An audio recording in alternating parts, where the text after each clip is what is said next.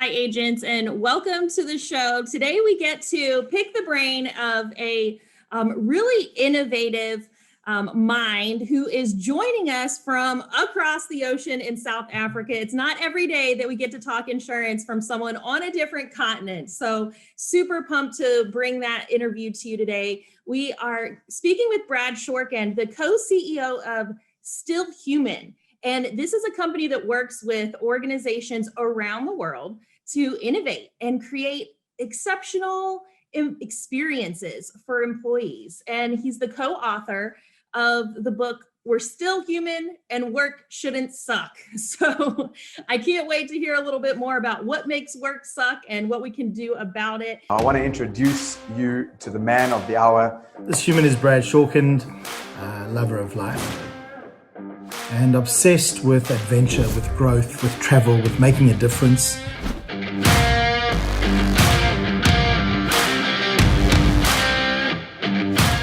But I really wanted to be architecting people. That's what really lights me up. And changing the world of work and changing possibility for human beings. You will not, as an organization, be able to innovate if the people inside your organization are not being treated in a way that invites them to participate. It's about changing your internal dialogue. That's what unlearning is.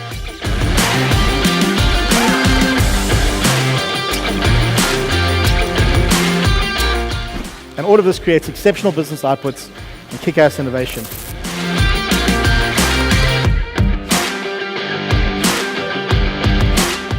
And it's now time to understand and to shift into the future state.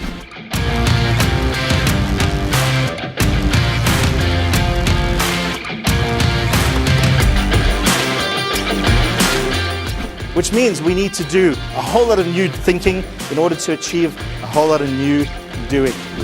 I get up on stage with a very passionate intention to wake people up in areas of their lives or businesses where they're not awake, and to get them to see things differently, be able to apply themselves differently. And I get that this is not easy, but nothing worthwhile really is.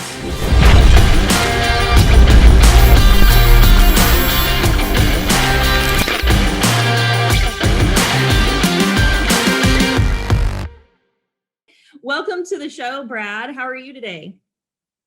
Thank you, Katlyn. Great to be here all the way from South Africa. It's morning where you are. It's gone dark and it's evening here where I am. But excited to be joining you and to share with your community.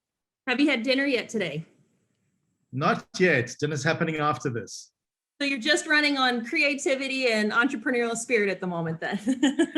I'm running on creativity, entrepreneurial spirit, and a lot of coffee. I love it. So, Brad, how long have you've lived in South Africa your whole life, correct?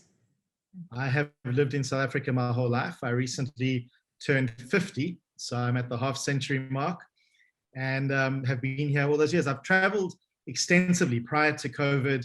I actually had traveled to my 50th country just before we went into lockdown. My 50th international trip, and obviously many of the countries more than once. It was my 50th new country, and that was actually Mexico, which was really interesting. And yeah, but I've lived here all my life. I've never lived overseas, although I've spent a lot of time overseas. So was that a goal to make it to the 50th country before 50? It wasn't an intentional goal. And I knew I had traveled a lot. I only really started traveling internationally when I was finished school. I had only traveled outside of our borders once as a kid. I went to play soccer in Europe, actually, to represent South Africa when I was 14. And then I never went overseas again until I was finished my studies. So that was when I was about 25. So I only started international travel at my midlife mark from where I am now. And so that's been an average of 2 countries a year per year, new countries for the past 25 years. And it was actually while I was in the airport, I traveled to Mexico via Paris. And I was sitting in the airport, we had a long layover, and I thought, you know what, I wonder how many countries I've been to. And there was an app that you could go to and you could start to tick off the countries. Wow. And I started and I was counting, and eventually I was in the 30s and the 40s. Wow. I thought, okay, hold on, we got to get to 50. And so I started going through this app. And then I remembered some of the rather unusual countries up in Africa that I had been to that I'd forgotten about. They were short business trips, but they counted. And eventually I scraped in there to the 50 and it was okay. That's good. Now we need to get to 100. And then COVID hit us. And the way the world's going, South Africans are not welcome anywhere. So I don't know what's going to happen now. Oh my gosh. Well, my husband, Justin, has lived in 6 countries.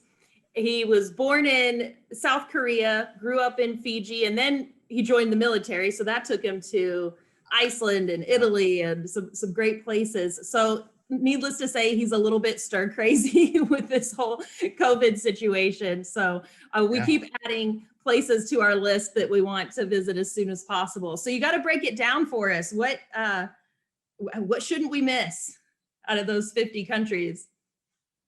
Wow, what shouldn't you miss? Peru. I absolutely loved Peru. I went there on a climbing expedition. So climbing, high altitude mountaineering is my sport, is my hobby. So I would say Peru was an incredible trip. The climbing was amazing, but just the country itself, the people, the things to see, the food, the culture, amazing. I would say you definitely don't want to miss, and climbing aside, traveling to places like Nepal, Tibet, incredible places to go and adventure. And then I'm not sure if you've been to South Africa yet, but South Africa is an incredible country with amazing places to see, people to experience, some of the most beautiful sights in the world, without a doubt. And yeah, I could definitely keep going. I think another one that I would highly recommend would probably be an adventure. So again, different. It depends on what you're looking for from the trip. I love high energy city experiences as well. And for me, obviously, Paris is just an incredible, completely different to Nepal, Tibet, places in Africa, Peru. But for a city, Paris is hard to beat. I haven't been to Paris yet. It's definitely on the list. Have you visited South Korea yet? So I haven't been to South Korea. South Korea, Vietnam, Saigon, those kind of I haven't got to yet. And they're high up on my list, very high up on my list. If you like high energy cities, I think Seoul is just a beautiful city and the people are amazing, and it's just a really great place. But then you can travel outside of the city to see the beautiful countryside and get just so many different experiences. So that was one that we would like to go back to. Yeah, one day when the borders open up again, that's high on the list. Absolutely. And as we've been getting to know each other, I know that you love to travel and that you've also done a lot of research on human behavior and how we think and things that we do. So have you found that your travels have been a part of that research? So I think what traveling does, when we travel with an open mind and an open eye, is we get to experience culture. And I think what people don't understand is culture is always being created, either because of us or in spite of us. And what people also don't understand culture, you get culture in the context of the way people do things a certain way in a certain environment, which is clearly visible. You know, when you travel into Peru, you see the culture. It's demonstrated visually. But behind the demonstration is behavior, is mindset, of values constructs that are not as obvious because they're not demonstrated physically, but they come through in behavior. But because the other new visuals, the things we're experiencing in new environments are so loud, we often don't see the culture behind it, the real behavioral stuff. And it's when you stop and actually look at what's going on behind the scenes, peel away all of the decoration and have a look at the essence. That's where the magic lives. And that's where the learning lives as well. When we bring that back to our workplace and we think about, in the workplace, we don't necessarily have all of that decoration, all of that difference. We try and create it through brand artifacts, but what we do experience loudly is the essence, is the behavior, are the values constructs. And so I think what traveling has done is it's given me a way of looking past the decoration, appreciating it, and going to the essence. And then bringing that back to my workplace environment, studying human behavior and essence in the workplace. And that is where human beings are either switched on and grown or switched off and depleted, at the essence of the way that a culture is formed, sustained because of us or in spite of us. Wow. And so going deeper allows things to start to become a little bit more meaningful then. And you're a unique organization in South Africa. You're one of the only companies that really takes the approach that you do. So can you tell us a little bit more about Still Human? Yeah, thank you. So Still Human is was almost an accident. It's quite crazy how these things happen. Is you don't know that you found something really amazing until you start getting feedback that, like, this thing you do is different and it matters.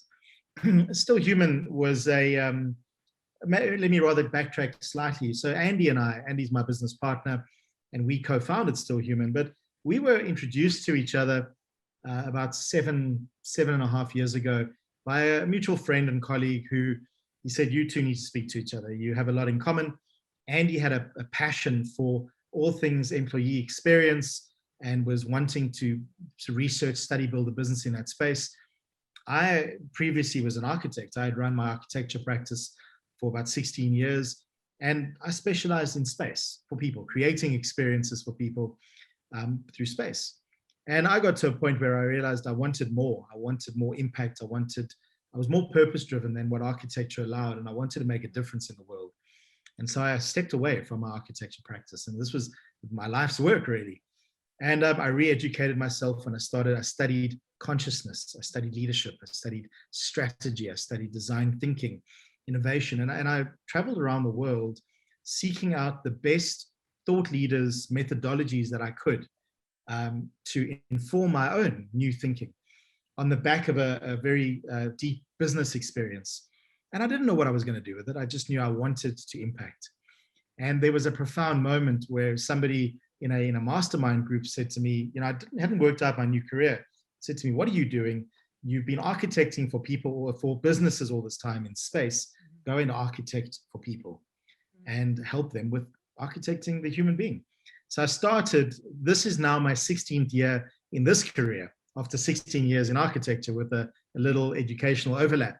It's quite crazy that this career is about to overtake the first one. But Still Human came about through Andy and I, now different backgrounds, shared passion for the human experience, were introduced to each other. And we decided to not formalize anything. We just spent about a year initially researching and trying to understand, what do the best companies around the world do and obsess about getting right in terms of the human experience. And I use the word obsess deliberately. They obsess about getting certain things right because they understand that if you get the human being into its most optimal state, performance is at a higher level. Now, why this is profoundly powerful is because there's an old leadership mindset about command and control style leadership. We beat people into performance, or carrot and stick. But eventually you run out of carrots or the stick gets too sore. And the best leaders in history, in sporting contexts, in military contexts, in business contexts, in family contexts, in you name it, are the people who've understood that you need to ignite people into a space of enthusiastic participation. Because there they give of their discretionary effort, they give willingly. And it's not about reward. Reward is part of any context, but it's because they buy in and they want to participate constructively, and they buy into something positive. And because they're being treated in a certain way. So we were looking for what are the things that these leaders get right. And we were looking for just 5 things, then 5 became 7 and 7 became 12, because there were things we couldn't ignore. And what happened was Andy and I crafted a model that clearly demonstrated how these 12, we call them the 12 essentials of what we call a company behaving awesomely, which is the culture, how they work with each other, and they all impact each other the whole time. And that's the magic, is that none of them lives in isolation. If you're an organization and you just focus on meaningful communication or communication as a key theme and you invest everything there, but you're not paying attention to the others, well, you have an emphasis in one area, but a deficit in the others, and they will pull that big one down. So when you understand how they impact each other, the game changes. We thought 12 was too heavy. So we went back to these organizations all over the world. We went everywhere you can imagine, speaking to many of the organizations that we've heard about are great places to work, and many that we'd never heard about, but we kind of stumbled across. We felt like stalkers. We were like arriving in their LinkedIn message boxes and in their email boxes, just saying, hey, we've heard about you. We'd love to chat to you. What do you do? That's magic. Did they respond? Were they well, some responded, up for engaging? Many of them responded. Some didn't because they thought, who are these people? But you know what? People want to talk about themselves. And participation was amazing. To bring it back to the moment that Still Human was formed is we built this model. We had no idea what we were going to do with it. And we were invited to speak at a learning conference to a few hundred learning practitioners and leaders. And I said to Andy, you know what? Let's take this and let's share it with a well-informed, educated community and see what they say. And so we had never also shared a stage together. We were informal. I said, come, jump onto the stage with me and let's talk. And so we shared this model with this learning community. And in the presentation, there was a moment where I said, we also didn't have a name. We had called ourselves Essentials for just to have an identity, because the model is the Essentials model. And during the presentation, there was a moment where I said, because we are still human. And the whole audience went, and there was this like moment of the little hair I have on my arm is standing up on end, because that was the moment that happened. Was so organic. We got off stage. I said to Andy, we actually have to build a business with this thing. We got incredible feedback on it. Before we knew it, we were in business. Oh, I said, we've got to call it Still Human. And that was the birth of Still Human. And within a short time, we were writing the book and building models and working with organizations around the world, helping them to be better places for human beings to wake up in the morning, to go to, and not at the price of high performance, to deliver, to shoot the lights out, but not at the price of human beings, at the high levels of engagement of human beings. And that's what we've specialized in now for the past 7 years, is different ways of helping organizations measure, understand, educate, lead this higher human experience for better business.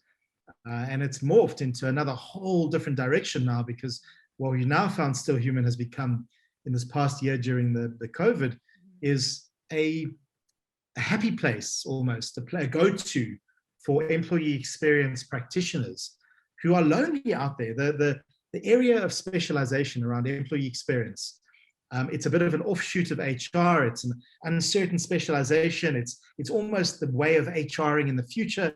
But what does that mean? And we found now that we're attracting these practitioners from around the world who are looking for a system, for a toolkit, for a way of thinking, and we've built all of that stuff. So that's that's Still Human in a long nutshell. I love it. And you're unlocking the human experience, because you've seen how impactful it can be when we go further than just surface level, skin deep into these issues. And I'm curious, with what you've studied about the human consciousness, what you know about how people think that you wish the rest of us could get. That's a fantastic question. What at the top of that list is, with human consciousness, I would say the thing that we should all understand and that we should all pay attention to, and this is in any environment of engaging another human being, whether at home with a child, a spouse, in community, in any environment, is that there are no neutral moments. In any moment of engagement between two people or a group, we are either switching people on and growing them, or switching them off and depleting them. And it's happening for them at a conscious and unconscious level. And what I mean by that is the way I engage you, my energy, my words, my intentionality, it will either switch you on, meaning you are ignited, it's inspired, you're enthused, and you're growing, meaning that you're being invited to participate intellectually. because that's where growth lives, is my brain is being activated. So my heart is being activated, my brain is being activated. Or we're switching them off, disconnecting them, disempowering them, demotivating them, uninspiring them, and switching and depleting them, meaning we're not accessing them intellectually, and that will further switch them off because there's no growth. So they just start to shut down. Every moment is going in one of these two directions. And the questions we need to start to ask ourselves is, in a moment of creating an experience for another human being, which direction am I going in terms of the experience I'm creating? With what frequency do I switch on or switch off? And also with what intensity? Because you could believe that you're a person who predominantly switches people on, and maybe that's true. But when you go in the other direction, it could be with such intensity that it completely eliminates all of the positive work. So that's the first thing I think should be a fundamental of humanity, is understanding that basic premise of, it was Viktor Frankl in his book, Man's Search for Meaning. He wrote that there is a nanosecond between forming a thought and when it passes our lips. And that nanosecond between when it starts to emerge here and it leaves our lips is where the magic or the damage happens. It's what choice do we make in terms of what passes our lips, because that's where the experience is created. And I would build on that and say the other thing we want to be considering always is how safe are we making it, because of who we are being, for other people to show up. Psychological safety in any environment is what will allow somebody to shine or to disappear into the shadows. And psychological safety is created by the narrative of how things are around here, and also my expectation of another person's behavior. Our consistencies, our patterns create the level of safety for other people. What is the psychological safety we want to be creating in the environments that we engage in as human beings? And so out of everything, I mean, I can go on for hours. These two things are live and die, non-negotiables. Wow. So what I'm hearing is that if we, the leaders, are checked out or on autopilot, it's not actually neutral. It's actually a damaging impact. It's actively damaging. Absolutely. So yeah, so that, I mean, that's a heavy responsibility to make sure that we're on and that we're actively engaged and that we're positively contributing. One of the values we have at Quantum is called we are influencers. And it's about being a positive agent of change and, you know, bringing light to the community and those all around us. And one of the things I love about that particular value is that it's not something that we sometimes are or sometimes are not doing and we turn it on or off. We're always influencing, whether it be for the good or for the bad. But I think that brings with it just kind of a reminder of, you know, we have a limited amount of time here on Earth and let's make the most of it. And it's a big challenge to always be on and, you know, we can't always be activated, but being aware and not underestimating the impact that our words have and that our actions have. And I think a lot of times we downplay the influence that we really do have on someone else's day, on someone else's thoughts, on someone else's ideas. Yeah. And I think that's extremely, I love we're always influencing, because that's exactly the same narrative as what I'm sharing. There's no neutral moment. And that lack of awareness of the impact we have on someone else's day, their moment, their hour, their whole life. We to this point of influencer, we worked with an organization a little while ago, and they were trying to articulate a values construct. And you know, these days, many organizations, their value around innovation and customer centricity and integrity, and you see all these fancy words all over the website and, you know, on a sign in the reception of the office building that no one goes to anymore. And this executive team, they left the session, hours and hours and hours of debates, one value, and everything gets pushed through this lens, and the value is kindness. Kindness. And this is a financial institution as well, They didn't put winning, they didn't any kindness. They said, let that be the primary value. Wow. And now when they negotiate a contract, an agreement, are the terms of this agreement kind? What does that mean? They said that they have a debate around what would this mean if now this is not at the expense of good business. This is not at the expense of profitability, but they believe what it does is it forces people to check their behavior and to think about, is this right now what I'm doing kind? What would kind mean in the articulation of a contract and a negotiation process? Now, you can only imagine how challenging this is for guys and ladies who come to work in a cutthroat environment, looking to draw blood at every opportunity to earn the bonus, to make the millions, but now they've got to be kind. And the thing is that they put another little construct in place, and it was something that they learned from the Navy SEALs. There's some sort of a accountability construct whereby if somebody in your team, if you know that they're doing something wrong, and if you don't intervene, either do something yourself or address it with leadership, when the other person gets caught and it's discovered that you knew about it, your punishment is twice as harsh as theirs because you didn't intervene. You didn't take the accountability. And so what these guys did is they applied that as well. They said, anyone who observes, allows, or endorses and supports acts of unkindness will be even more harshly dealt with. And they don't tolerate it, because one of the weaknesses in business is a tolerance of bad behavior. And so it's been profound to see the shift that this organization has been through the selection of this one value that's forced them to make different decisions around humaning and around better humaning. And I want to emphasize, not at the price of profitability. So what would you say to someone who thinks if you're going to be strategic, you can't be kind, or if you're going to be the kind, empathetic person that cares about people, that you can't be strategic in the business world? I'd say they need to change their mindset, because you can. You absolutely can. The problem is that for too long, that's what we've believed, and that's what has been demonstrated, is people who got to the top were those who were not kind, those who took a hard line. As I keep saying, this is not at the price of performance. This is simply in a moment of human behavior. Even if somebody's made a mistake, for example, somebody's done something really wrong, you can have a moment where you completely annihilate them, embarrass them, defeat their soul in front of a whole lot of other people, damage them, scar them, and yourself in the process, even though you don't realize it. Or you can say, okay, hold on, just everybody stop. Let's have a look at what's just happened here. What is the learning moment? That's definitely not what we were looking to achieve. Let's just get some understanding. Let's not point fingers. Let's not blame. That's a separate thing. Let's take the learning moment.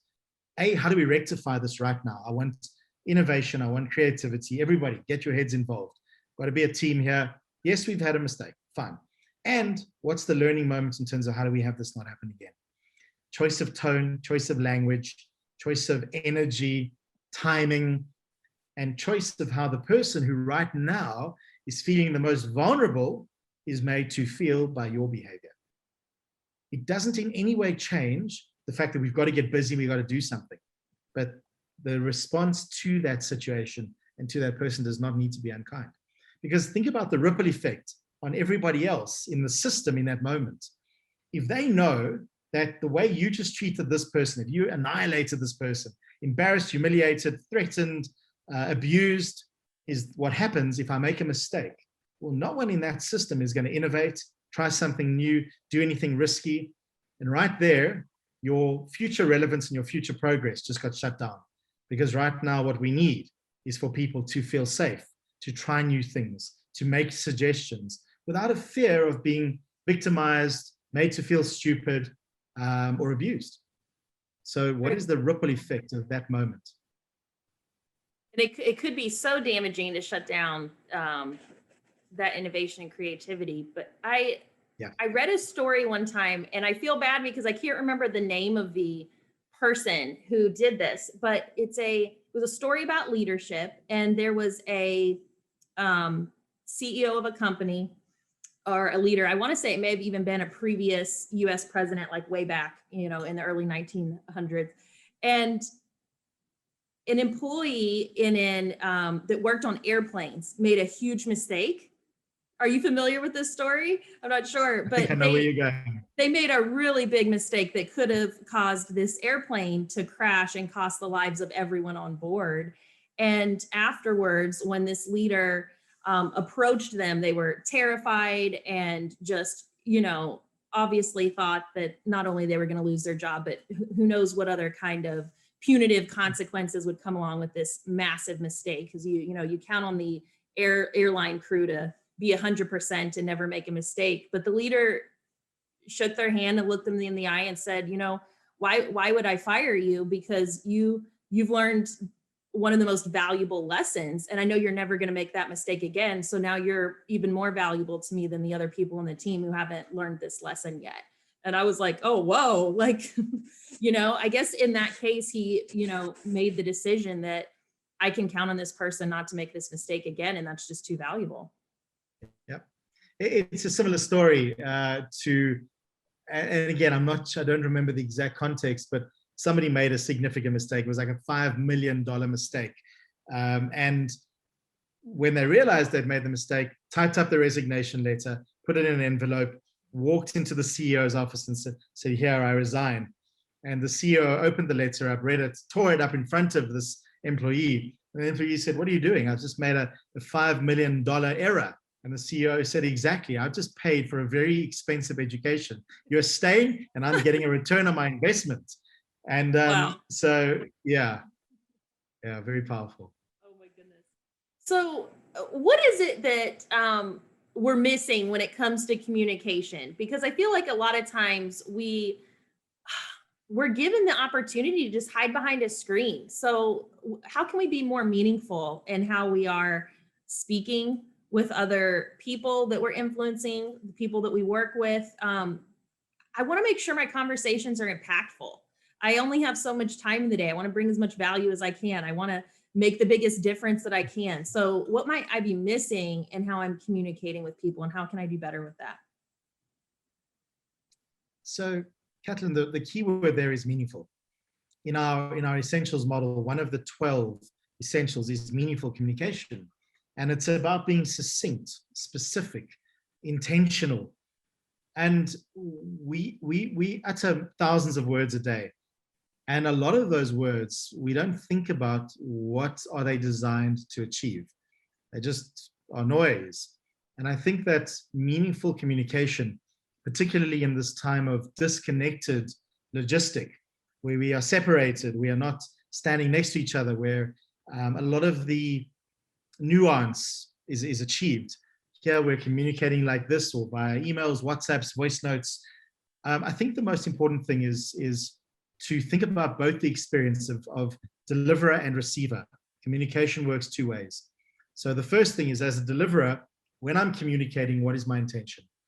And there's a really important thing we've learned with this COVID disconnection is that we need to remember people are lacking context. When they're not standing next to us, we're not sharing context. So we need to send any communication we send with the assumption that they really know very little. So we need to detail more. We need to be more specific.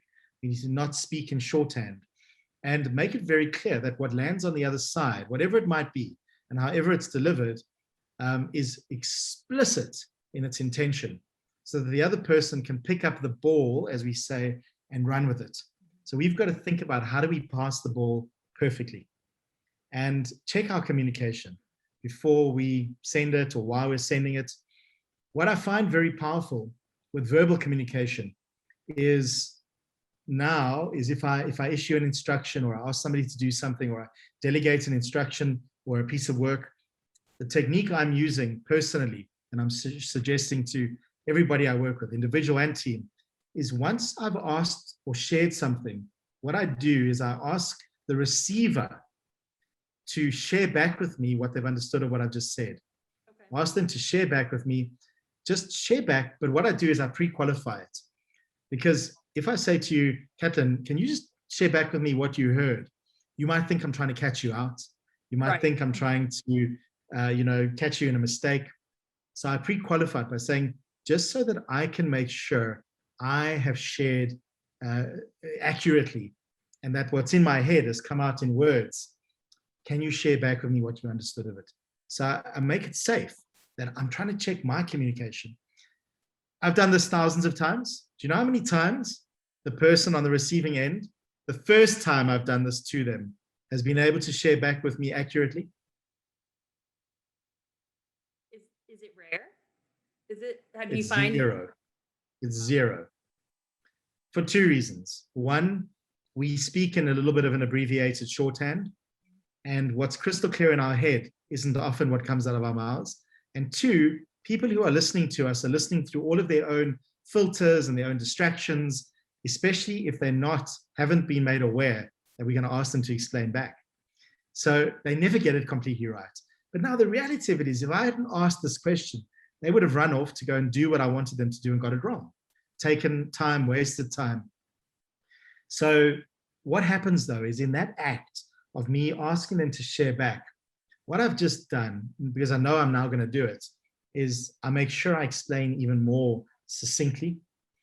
And they know, when I engage with them a second time, they know that I'm going to ask them to explain, which means they dial up their listening.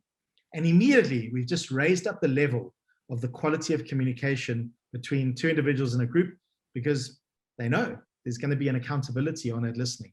It changes the quality of the engagement significantly, and also the levels of focus and intentionality. So I think that's a really important thing to be conscious of. Make sure that the communication matters both ways. Be in optimum delivery mode, be in optimum receiving mode. Check for clarity. It saves so much time, energy, and frustration at a time where we're lacking. And then the second thing that I think is really important is be discerning in terms of what you communicate. I don't think there's such a thing as over communicating, especially at a time like now. There is such a thing as spamming. So be discerning in terms of what you're pushing at people, and also your methodology. Some communication is best delivered by putting the phone to our ear, something we seem to have forgotten how to do. Pick up the phone, make a quick call. You can iron out 10 emails with one quick phone call. Some things belong on an email, and other things belong in a face-to-face. Work out, or even a quick WhatsApp. Work out what should be communicated how, and be efficient. And sometimes just think twice, does this even need to happen? Because a lot of what we're doing is just noise and distraction and wasted energy, and can be done differently. So just a couple of points around communication. I've been so guilty of that. I tend to move at a really fast pace, and I'm always thinking a couple steps ahead.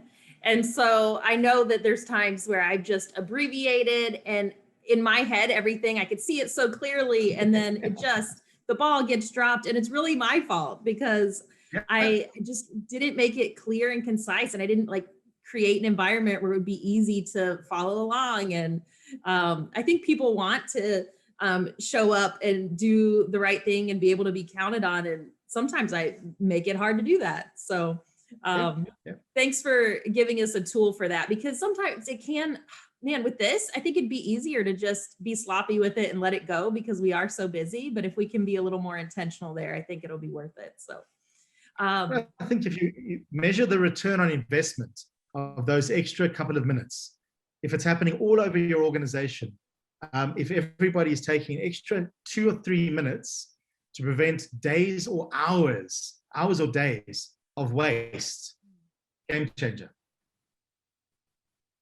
Absolutely. And in your book, you talk about work shouldn't suck. So what makes work suck, Brad? Lots. So Katlyn, work sucks when a human being wakes up in the morning with a knot in their stomach about the place that they have to come, or the people they have to deal with, or the things that they have to do,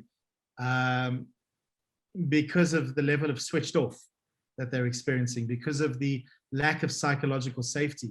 Emotion is a feeling. It's created in our brain processes, and it manifests in our body, but it's caused by the external stimulus.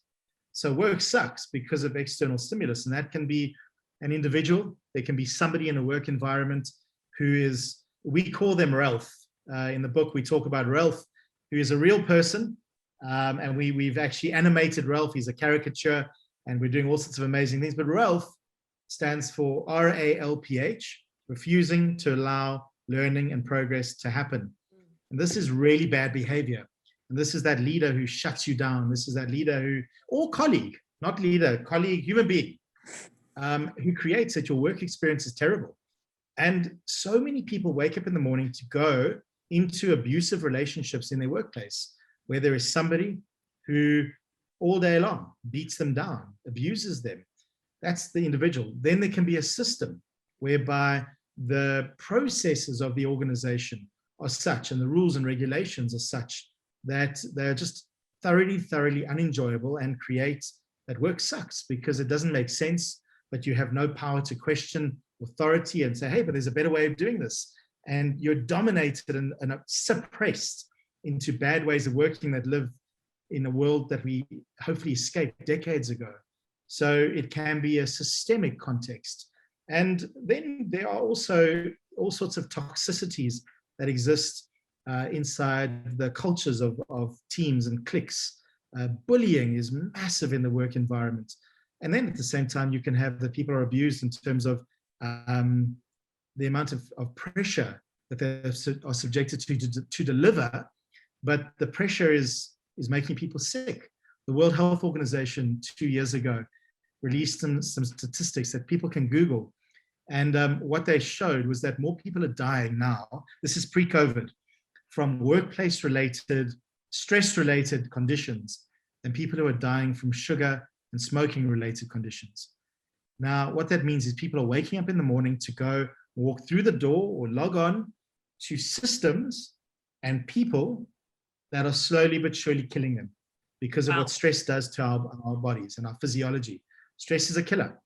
And what we don't realize and why work sucks so much is because of the external stimulus that creates that level of stress, because none of those are enjoyable moments.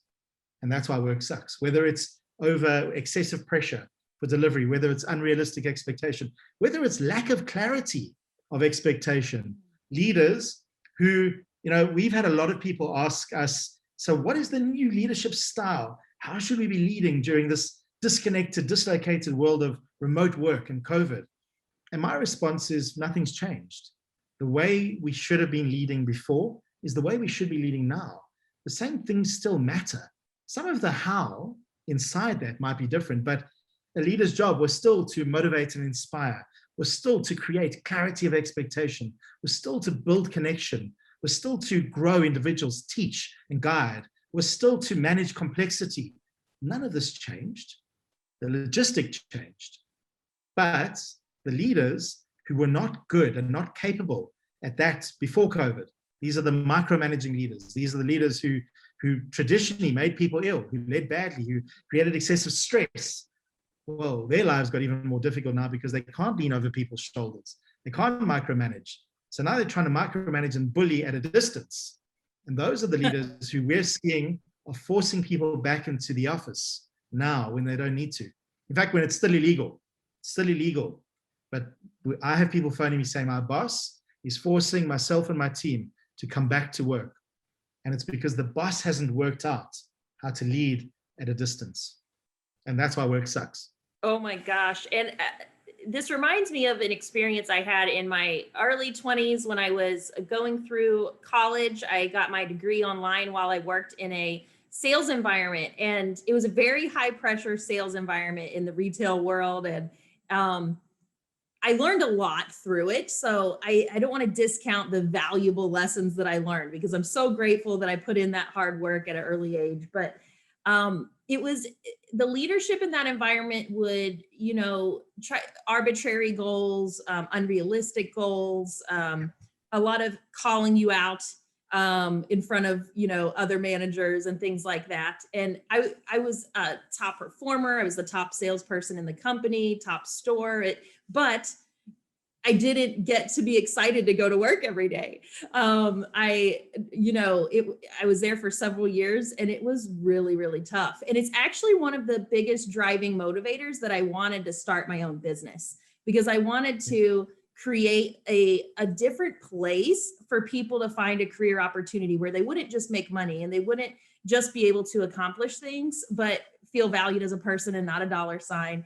And that's really one of my favorite things about the insurance world, is that agents, every day when we, open up the doors of our business or log online, I should say, we have an opportunity to create a different experience for every person who is working with us. They're looking up to us, they're counting on us to guide them through their career and help them get from point A to point B.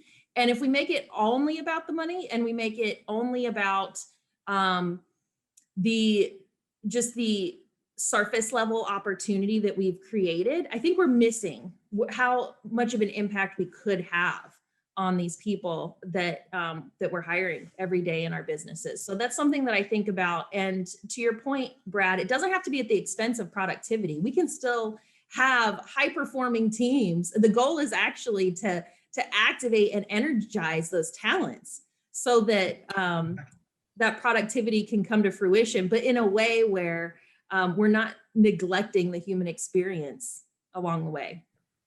Absolutely. I think that's I love that you were nudged early on to create a business that was going to be a great place for people to work because of your own experience. And what we need is more people to have that intentionality, because there is only one way that a business can be an amazing place to work. And that's if the most senior leadership and the business owners set that intention. Because one of the things that we experience so frequently when we do our work is we run extensive trainings.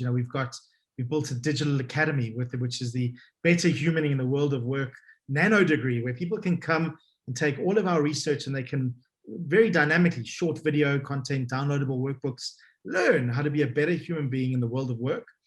And then what we do is we get feedback from people who've been through these programs. They say, I love this. This is exactly what I want to be doing and how I want to lead. But every time I try and implement something new, it gets blocked at senior leadership. And these are senior people. These are what I call EXCO -1. So it's senior leaders just below the top. And they say the second they try and implement these principles that are solid, they get blocked. And that's why, for me, the most important thing is, as a leader, as a business owner, as a senior executive, is understanding this and supporting it and not tolerating the bad behaviors, because otherwise the culture you're trying to build gets consistently eroded away by Ralphs, as we say. So I think what you're expressing around your intentionality and also the magic of the world of insurance, it creates that flexible dynamic, that growth space. But what's required is a growth mindset. And it's really important. I mean, we do a lot of work in the insurance sector. And what I find is that those people in the industry who are open to the fact, firstly, that the world has changed, it's not going back. I'm looking you in the eye through the camera, everybody, or if you're listening to audio, the world has changed, and we fundamentally have all changed, and so have the consumers, the people who are purchasing from us and who are looking to us to guide them in terms of these very important aspects of their lives. Their needs and their need state has changed.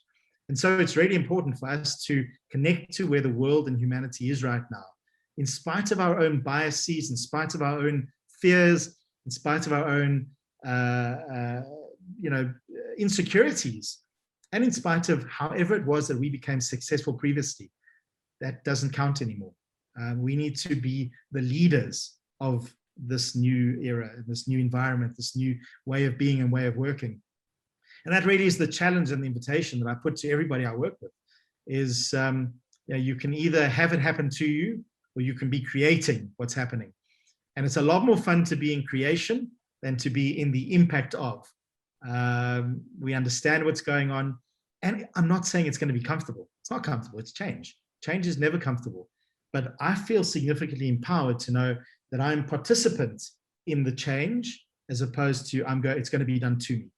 I way prefer being participant, because then I'm learning and I'm growing the whole time. But it also required an adjustment of my own mindset. I had become very comfortable with how I did things. But I do believe that a sector like insurance is one that we're seeing the adaptation, we're seeing the innovation, we're seeing the overspoken about disruption. and it's powerful. Now we need to jump on board and work out. The biggest change that I could share that we're seeing is the use of technology for better product placement, better customer information. Human beings cannot do what machines can do. The AI is that intelligent now.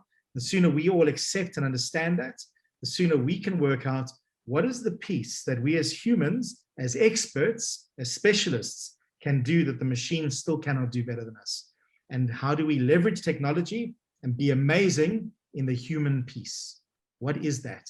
And how do you jump in and become exceptionally valuable to people who are leveraging technology but still want great humaning?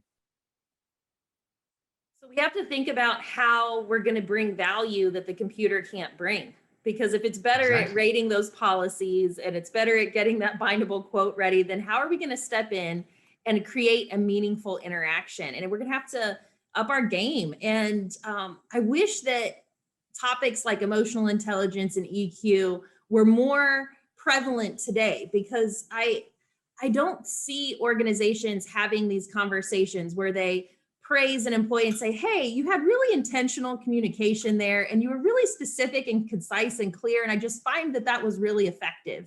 And it's because we kind of like know we should be doing it, and it's kind of like on the radar, but it's not ingrained in business culture yet to the point where I'd like to see it go in the future. Because I think these things that you're talking about are going to be so impactful as we change how we interact with clients and people who are making purchasing decisions.